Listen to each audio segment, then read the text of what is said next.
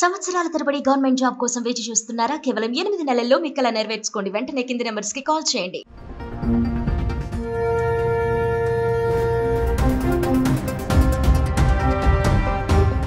భారత రక్షణ రంగాన్ని మరింత బలపరుచుకుంటుంది. భారత నౌకాదళంలోకి అధునాతన రాఫెల్ యుద్ధ విమానాలు రానున్నాయి. ఫ్రాన్స్తో భారీ ఒప్పందం కుదుర్చుకుంది. మొత్తం 26 రాఫెల్ విమానాల్లో 22 single seater జెట్లున్నాయి.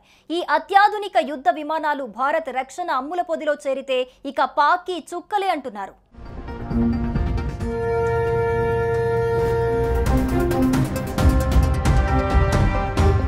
Indian army Pak border లో రిహార్సల్ స్టార్ట్ చేసింది. రాజస్థాన్ లో యుద్ధ విన్యాసాలు నిర్వహించిన సైన్యం అత్యంత అప్రమత్తంగా ఉంది. సౌత్ కాశ్మీర్ ఎల్ఓసి చుట్టూ Victor force, Rashtriya rifles, para special forces లాంటి స్పెషల్ టీమ్స్ మాటు వేసుకుని కూర్చున్నాయి. ఇవి చీమని కూడా బోర్డర్ దాటనివ్వవు. ఏ క్షణంలో అయినా సర్జికల్ స్ట్రైక్స్ చేపట్టగలిగే సామర్థ్యం కలిగిన బలగాలివి. వీరికి అదనంగా బోఫోర్స్, ధనుష్, K9 వజ్ర హోవిచ్చర్లతో ఫిరంగి దళం, T-90 భీష్మ ట్యాంకులు, స్పైక్, పినాక క్షిపణి వ్యవస్థలు సరిహద్దుల్లో అటాక్ చేయడానికి సిద్ధంగా ఉన్నాయి.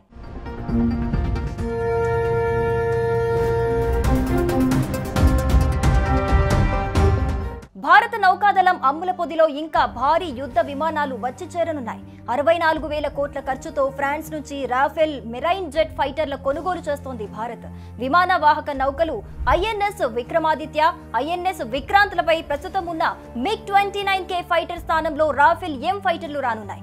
ఇవి నౌకాదళ అవసరాల కోసం రూపొందించిన ది స్టాల్ రాఫెల్ ఫైటర్ జెట్లు. 9.5 టన్నుల ఆయుధాలు, చమురు ట్యాంకర్లను తీసుకెళ్లడానికి వీటిని ప్రత్యేకంగా రూపకల్పన చేశారు. భారత్, ఫ్రాన్స్ నడుమ ప్రభుత్వాల స్థాయిలో కొనుగోలు ఒప్పందం చేసుకుంది. ఇది ఖరారైతే ఫ్రాన్స్ తర్వాత అటు వాయుసేనకు, ఇటు నౌకాదళానికి ఒకే రకమైన యుద్ధ విమానాలు ఉన్న దేశంగా భారత్ మారుతుంది. గగనతలం, సముద్రతలంపై ఆధిపత్యానికి ఇది తోడ్పడుతుంది. రాబోతున్న 26 మెరైన్ ఫైటర్లలో 22 సింగిల్ సీటర్లు కాగా 4 డబుల్ సీటర్లు. ఒప్పందం కుదిరిన 5 ఏళ్లలో సరఫరా ప్రారంభమవుతుంది. జెట్ల నిర్వహణ, సిబ్బందికి శిక్షణ, అవసరమైన పరికరాలను భారత్లోనే ఉత్పత్తి చేయటం దీని ప్రత్యేకతలు. ఇప్పటికే భారత్ వాయుసేన వద్ద 36 రాఫెల్ ఫైటర్లున్నాయి.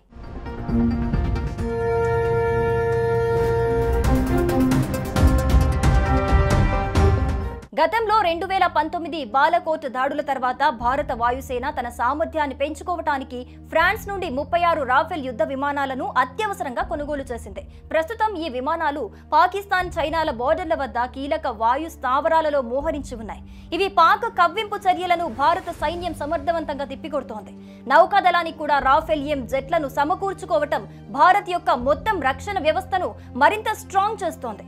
పాకిస్తాన్ వైపు నుంచి వచ్చే ఎలాంటి టార్గెట్లనైనా ధీటుగా ఎదుర్కోవటానికి, తన వ్యూహాత్మక ప్రయోజనాలను కాపాడుకోవటానికి ఫ్రాన్స్ తో చేసుకున్న రాఫెల్ M యుద్ధ విమానాల డీల్ చాలా ఉపయోగపడుతుంది. ఈ రాఫెల్ M యుద్ధ విమానాల డెలివరీ 2028-29 నాటికి ప్రారంభమై 2031-32 నాటికి పూర్తి కావచ్చు.